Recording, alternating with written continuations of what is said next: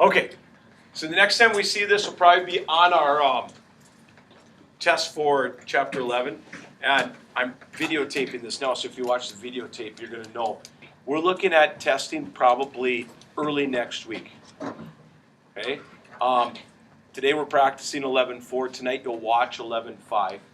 Tomorrow you'll take your benchmark for 11.4, practice 11.5. We end up then, I believe, dropping on Friday, right? Yeah. And on Thursday, okay, on Friday, you'll do practice with 11.5, or sorry, you'll do your homework quiz for 11.5. You're going to take that chapter 11 test, post-test, and it's not the actual test, it'll just be the two problems that'll be on the two benchmarks, 11.2 and 11.4. Okay? And then we're probably looking at next Monday as being our test day for chapter 11.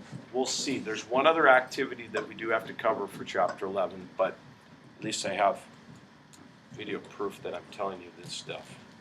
Okay? We may need to add that to our planners as far as big picture pieces. Okay? So, first question. Did everybody exchange and correcting pens? I'm taking a score on this. Okay? So correcting pens only.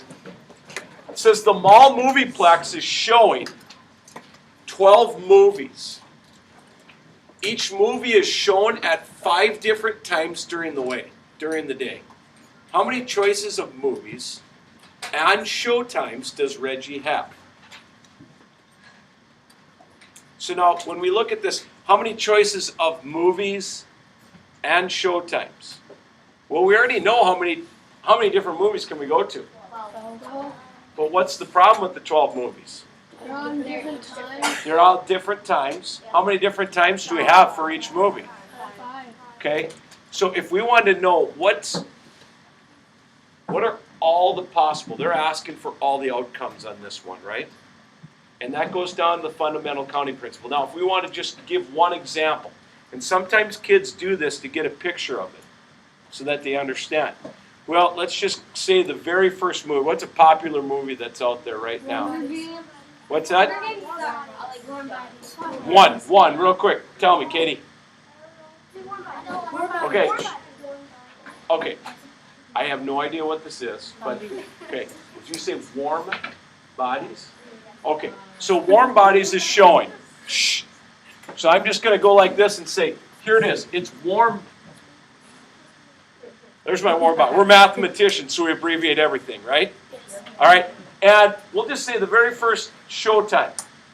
The very first one starts at 11 o'clock. Okay? 11 a.m.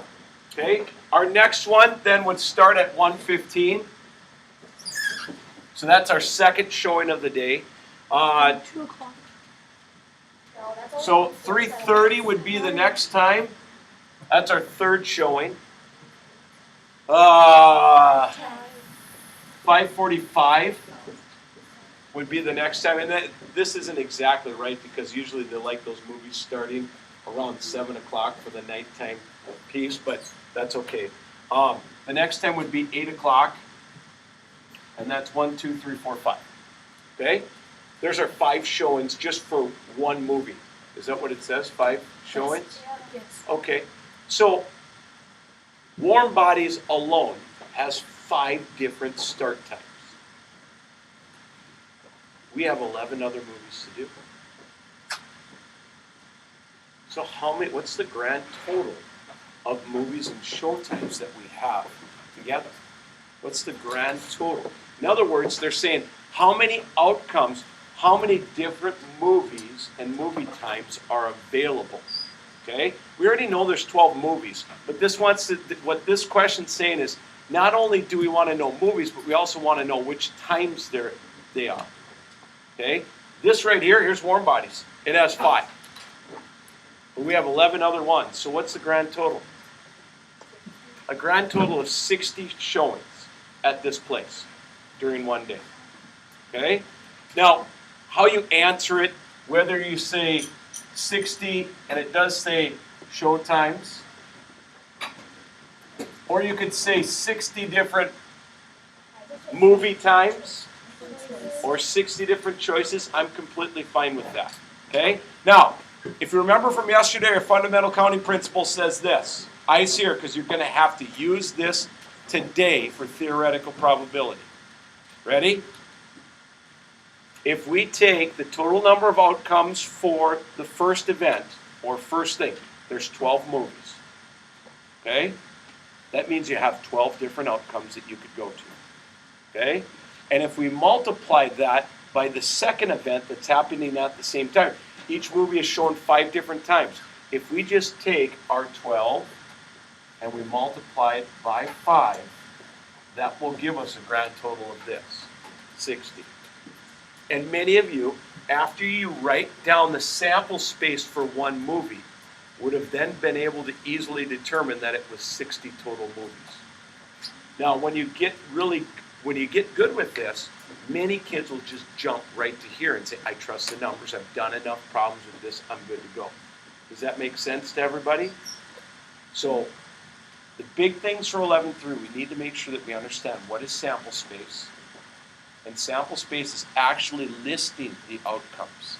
Here is an example of the sample space just for warm bodies. Okay?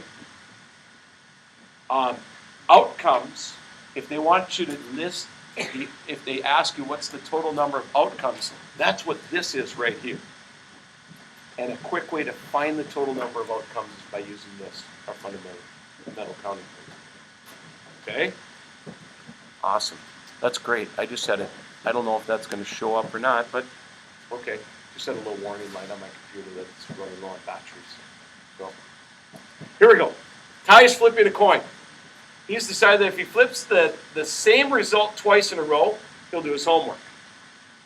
You know what, Ty? Just do your homework. Don't flip a coin. All right? Or you know what? Do both. How about that? They're both good for you. Do your homework and go for a run. If he flips 2 different results, then he'll go jogging. How likely is it that he will study? Kids, when we say study, we mean the same thing as doing our homework. Okay? As you get older and older, your homework is studying. It just is. Okay?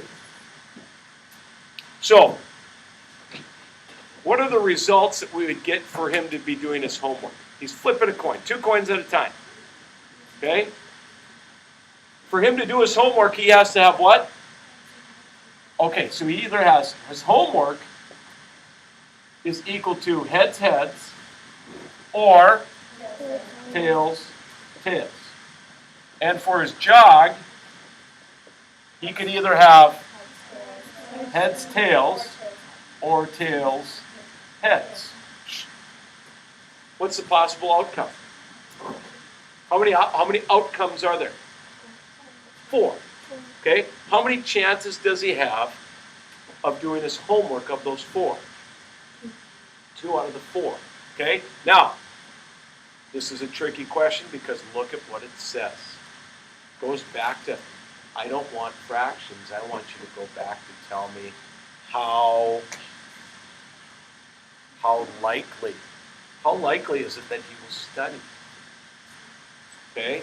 So then we go back to if we go back to our number line where we say, is it impossible that he's going to do homework or study? Is it unlikely that he's going to do a study? Is it as likely as not that he does a study? Because it's a 50-50 deal. Okay? And then we have likely and then certain. That's what they're asking for when you see this right here, eyes, when you see this right here, we're not looking for a number, we're looking for using that scale. Does that make sense to everybody? Okay, so our answer would be as likely as not. Or some kids, I've accepted this answer as well, 50% likely.